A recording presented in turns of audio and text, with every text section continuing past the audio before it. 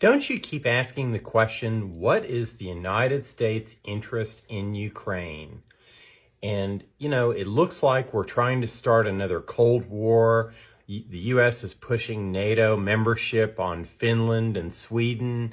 It seems as though we're spending literally billions of dollars, and it may end up being tens of billions of dollars providing arms to Ukraine to fight against Russia in a part of the world where we really have no strategic interest whatsoever.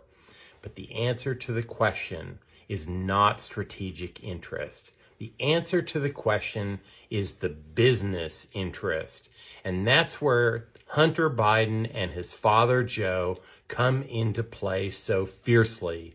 Because the reality of it is that Hunter Biden and his father both have deep business interests directly in Ukraine.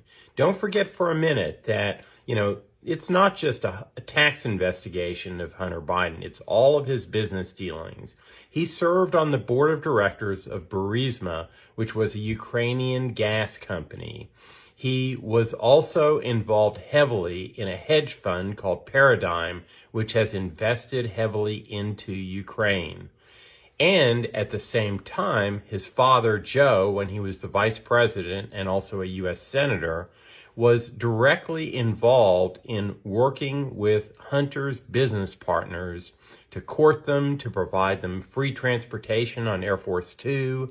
And in fact, what we found out is that Joe actually has some direct business interests in all these investments that Hunter has made. And so it's not just trying to revive the Cold War. It's not any sort of strategic interest for the United States. It's very directly the business interests of the Biden family. They are trying to protect those business interests, and that's their connection directly to Ukraine and wanting to prop up the government. Now, what's happening is that, of course, eastern Ukraine, which is the heavily industrial part of the nation, is now the center of the fighting.